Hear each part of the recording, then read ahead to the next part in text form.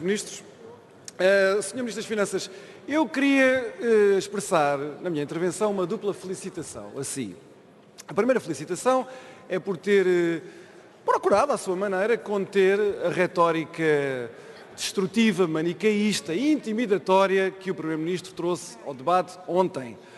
Uma retórica que o levou a ele, ao Sr. Primeiro-Ministro, a confundir o lugar no Parlamento da moderação política e do radicalismo. E ao fazê-lo, inadvertidamente, involuntariamente, revelou qual é o seu verdadeiro posicionamento. Porque só um radical vê radicalismo na moderação e moderação no radicalismo. Isto era algo que o Primeiro-Ministro devia saber. Mas a minha principal felicitação vai para um grande momento de clarividência que teve na semana passada, quando disse que este orçamento era tudo e o seu contrário. Eu, quando ouvi essa declaração sua, lembrei-me de Paulo aos Coríntios. Porque Paulo diz aos Coríntios precisamente isto: eu fui todas as coisas para toda a gente. Mas ele justifica-se dizendo que essa era a tentativa dele de salvar alguns. Mas nós aqui, evidentemente, não estamos a discutir a salvação das almas, estamos a discutir a governação do país. E na governação de um país, quando temos um orçamento do Estado, quando temos um governante, ou 2, ou 10, que são tudo e o seu contrário para toda a gente, ninguém se salva.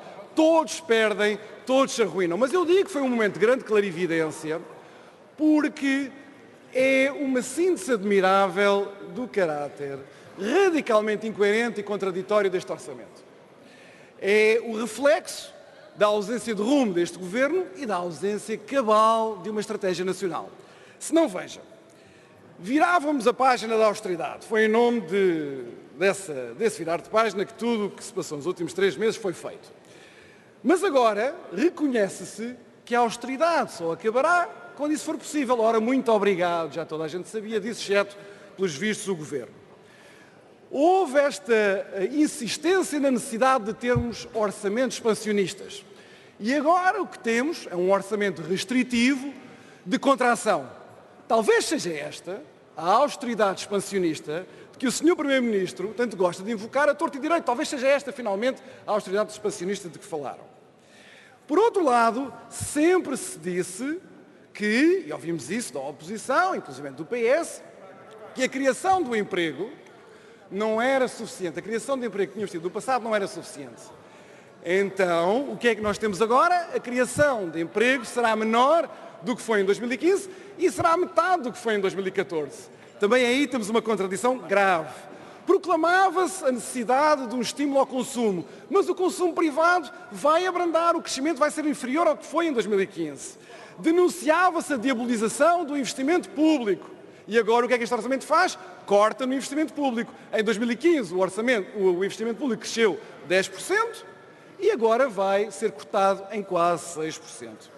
Houve uma multiplicação de indignações com os ataques à escola pública e agora temos cortes no ensino básico e secundário e na ação social escolar. E isto ao mesmo tempo que se aumentam as transferências para o ensino particular e cooperativo. Depois de termos estado aqui há poucas semanas a ouvir da parte de toda a esquerda ataques desmedidos ao ensino particular e cooperativo. Diabolizou-se o quociente familiar no IRS. E agora aumentam-se os impostos para as famílias da classe média com filhos cujos titulares tenham rendimentos, ganhem mais de 850 euros. Mais de 850 euros. Ao mesmo tempo que se corta no investimento no ensino pré-escolar. Queixavam-se de haver poucos estímulos ao investimento. Este orçamento penaliza o investimento e a produção. Ficcionou-se a destruição do sistema científico nacional. E este orçamento corta na verba para a Fundação para a Ciência e Tecnologia. Andaram a martelar o país de que não havia confiança, de que era preciso mais confiança e por isso era preciso estar no PS para haver mais confiança. E agora, depois de todo este processo, com tudo o que se está a passar, o Governo tornou-se ele próprio o principal fator de descredibilização, desconfiança e de insegurança. Aqui chegamos à verdadeira essência da doutrina deste Governo. Defender tudo e o seu contrário com o mesmo fervor e com a mesma violência verbal, fingindo que vivemos num mundo em que tudo e o seu contrário é compatível, em que tudo e o seu contrário é conciliável. Tudo e o seu contrário. Mas como a realidade evidentemente não consente, então o Governo tinha que ter um plano B. Não é o das medidas acionárias, será o C. O plano B foi multiplicar os pretextos, inventar conspirações e, claro, atacar a oposição. Ontem todo o país percebeu que o Sr. Primeiro-Ministro ainda não percebeu que é Primeiro-Ministro. Ainda não percebeu que desempenha um cargo que tem responsabilidades e uma dignidade próprias.